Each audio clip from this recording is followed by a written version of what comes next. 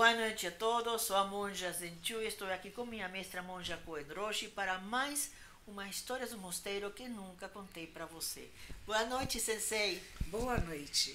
É sempre uma alegria estar aqui. A gente pensa em contar coisas leves num momento que é tão difícil, que a gente ainda está na pandemia, mas vamos pensar em coisas boas. Eu gosto muito de uma história de um monjinho, um menino. Ele era monge desde criança. Isso é uma coisa rara no Japão. A maioria só pode se tornar monge depois que tem idade de discernimento, né? Depois dos 15, 16 anos, 18 anos. Antes disso não era permitido. Mas tem coisas raras. Tinha esse que era um molequinho e ele se tornou monge muito cedo. Era muito esperto. Daqueles que, nossa, as pessoas sempre queriam derrubá-lo na esperteza e nunca conseguiram. Então um dia falaram, vamos fazer uma coisa. Ele gosta muito de comer peixe, não gosta? Gosta. Então vamos fazer um almoço para ele. E serviam aquele peixe assado, bem gostoso, bem grande. E puseram, convidaram, ele foi todo feliz. E puseram na frente dele aquele peixão gostoso, assado, cheiroso. Ikkyo-san era o nome dele. Ele chegou lá na frente, rezou logo, fez a prece. Tem uma prece que a gente faz antes de comer, né? De onde veio esse alimento, quantas pessoas estiveram envolvidas e tudo. Ele rezou o mais rápido que podia e começou a comer. Pá, pá, pá. Aí chegou o dono da casa e disse, mas meu monge, o senhor não segue os preceitos? Ele, sigo, e continuou comendo. Mas o seu primeiro preceito de Buda não diz que é para não matar? Ele disse assim, eu não matei. Mas você está comendo um peixe que era um ser vivo? Você, peixe está virando um monge. E acabou, continuou comendo. Então, essa história é muito famosa de você não se apegar à ideia e à forma, né, mas perceber que foi Prajna. Temos aqui uma monjinha de 4 patas chamada Prajna Paramita que está impossível. E então, quando a gente está gravando a história do mosteiro, ela faz parte deste mosteiro, deste templo ali. A gente teria, quantas histórias dessas. Essa história que acabou de contar Sensei é bem interessante, porque chega muitas pessoas para mim, para Sensei, para qualquer monge perguntando, quando eu comento, comemos carne ou um churrasco, o que for, né? As pessoas, eu sinto a cara assim de surpresa espiritual, sabe? Aqui como que murcha, porque, mas vocês comem carne. E eu digo, mas sim, sim, comemos carne. E você não sabe que Shakyamuni Buda não era vegetariano? Esse é como que se dissesse que o sol não vai sair amanhã. Porque associa, né, a face com evolução espiritual. Não é isso?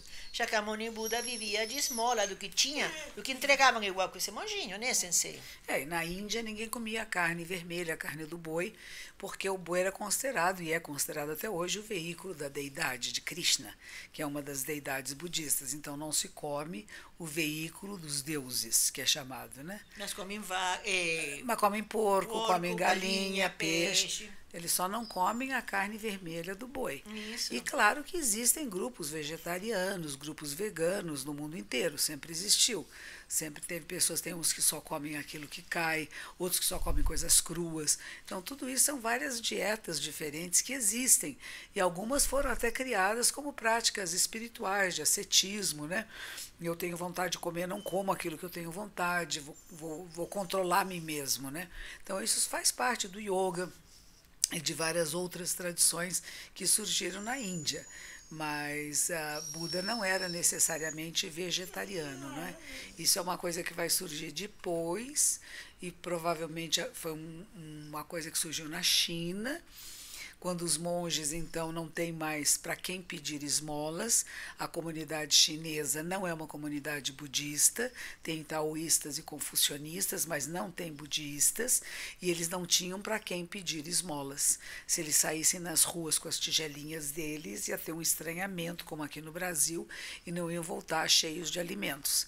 Então, os senhores feudais que gostavam do budismo começaram a dar para eles ter terras, para eles fazerem plantações, o que era proibidíssimo na Índia, e vai ser a maneira de subsistência dos monges na China, e isso vai desaparecer no Japão.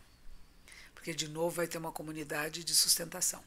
Então são países e eras diferentes, e como eles comiam o que plantavam, eles não plantavam gado, eles não plantavam carne, eles não tinham gado, que era caro, que era difícil de manutenção, eles começaram a dizer que a melhor comida para a prática é o que devia comer. E a palavra shojin ryori, que muitos hoje confundem com comida vegetariana, significa comida boa para praticar o Dharma, comida boa para meditar. E isso nós temos que ser coisas que não têm digestão muito lenta. E geralmente carnes são digestões mais lentas. Então essa era a única coisa, e houve uma confusão a partir da China de que budistas eram vegetarianos. Originalmente não eram. Sim, me lembro no mosteiro que tínhamos esses sessins, os retiros, comidas deliciosas, e sempre tinha um pratinho a mais, tinha uma cerimônia, quando alguém doava, pessoas que não eram do templo, claro, do mosteiro, doavam dinheiro, uma quantidade forte para ser a comida dos deuses. Como se chama? Tem um nome e uma cerimônia muito bonita que se faz, né? E era assim como um complemento para agradar aos monges, às monjinhas, para que tivessem um mimo, né? Mas não tinha peixe. Uma vez eu era até Candrio. Candrio é o chefe da cozinha que decide qual vai ser a comida no mosteiro durante esse período de tempo, né? E eu estava tão nervosa, porque era a primeira vez que tinha que fazer o cardápio de um sesshin, né? Tem coisas que já estão estabelecidas, sempre tem esse com nihiji, que é maravilhoso, que é uma aguinha preta, a senhora lembra? Muito gostoso. Com feijão, é uma delícia. Tem já as outras coisas, não. E eu não fui colocar essas coisinhas de peixe comprimido, como se chama, que são uma delícia também. E chegou a professora chinesa Shoen Sensei, caiu para trás. Este é um sesshin. Digo, mas a gente come no dia a dia. Não, mas é que tem pessoas de outros lugares e vão ver a gente comendo peixe. Digo, mas essa que ela pensava, que o que podíamos comer sim durante o dia a dia não era para comer no sesshin. Eu não entendi muito bem o ponto dela, mas enfim, ela retirou porque era quem mandava. É interessante porque essa monja que a Zenchu Sensei está falando, ela veio de uma tradição chinesa, de Taiwan. E a tradição chinesa que ela pertencia de Taiwan é uma tradição vegetariana. Quando ela foi para o Japão, ela foi para estudar na universidade. As universidades do Japão são consideradas atualmente as melhores do mundo no campo do budismo. Então tem monges de toda a Ásia que vão estudar no Japão. Os melhores pesquisadores, os melhores professores estão lá. E essa monja tinha ido para lá e, de repente, foi conhecer nosso mosteiro e quis ficar. Quis mudar de ordem e quis ficar. E no começo ela não comia maionese, não comia ovo, não comia nada que não fosse vegetariano. E um determinado dia a nossa superior olhou para ela e disse assim: filha, se você vai ficar aqui, você não mudou só os hábitos, porque ela tinha um hábito marronzinho, né? Como tem aqui no Templo Zulai. Ela virou com os hábitos pretos da nossa ordem, ela disse assim: não é só a roupa que você muda, tem que mudar todos os seus hábitos. O que é servido na mesa você come. E ela, com muito contragosto, deixou de ser vegetariana. Mas acontece que quando tem retiro, ela queria mostrar para as pessoas do retiro que a gente era vegetariano, que não é verdade. O meu professor Yogo Roshi, de um grande templo que fica em Daiyuzan, Saijoji, grande parte daquilo que foi filmado no Caminho Zen, que estava na GNT com a Fernanda Lima, foi filmado nesse mosteiro que é grande, tem jardins enormes, tem salas de Buda muito grandes, e ele dizia: nós comemos na sala de Buda a mesma coisa que nós comemos quando não estamos na sala de Buda. E lá era servido, quer seja em retiro, quer seja em qualquer circunstância, podia servir peixe, salsicha, presunto, enfim, o que tivesse, porque ele achava que os monges de hoje em dia precisam comer o que é a comida de hoje em dia. E é mais ou menos por aí. Mas você conhece uma outra história do Ikkyu-san, não conhece? Ai, sim, essa já para terminar praticamente, sim. É que o tempo estamos bem. É assim que, isso foi, quem me contou essa história foi Sensei faz séculos. E eu amei essa história, porque era um sapeca, era um sapequinha. Ele era muito inteligente, monjinho, eu gostei dessa parte humana, que me chamou a atenção dele, porque a gente pensa que monge, e japonês, imagina, com cara de pamonha seca. Assim, não, era um homem, era um menino vivo, levado. né? E todo mundo, não era que não gostassem desse, mas queriam dar uma lição, mais ou menos, dizendo, você vai ter que aprender, menino, a respeitar a gente. Ele não desrespeitava, só que fazia algumas coisinhas do jeitinho dele, né? E um dia queriam pegar ele, e ele era muito inteligente e respondia, até que chegou alguém e disse, já sei como vamos pegar a Ikkyo. Sabe? Vamos desenhar um tigre na entrada da cidade, era assim, ou de um templo. Não.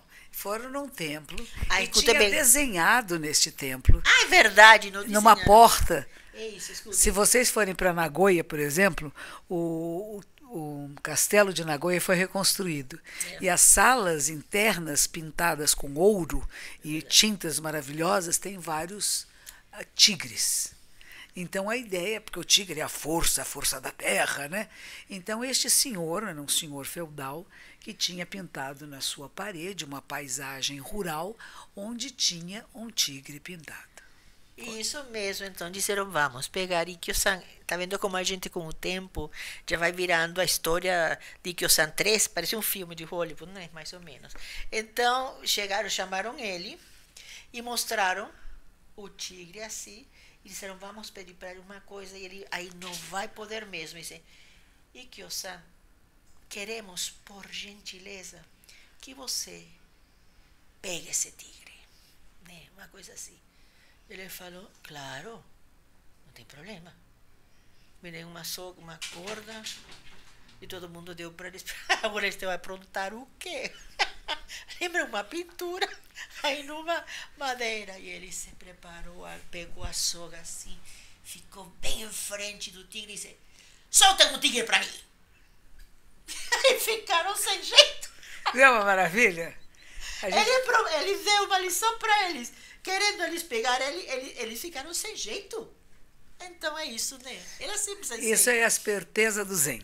E que não é de maldade, não é de pôr os outros para baixo, mas também não é admitir que ninguém brinque com você e fale bobagem com você. Eu vou mostrar que o monge, ele é metidinho, que ele pode fazer tudo que ele sabe, tudo. Quero ver, você consegue pegar esse tigre? Ele falou, consigo.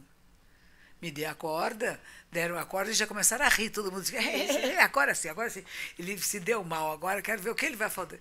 E ele se pôs na pose, como disse a gente, o Sensei, assim, pode soltar, solte que eu pego. Aí fica, né? Essa é a ideia.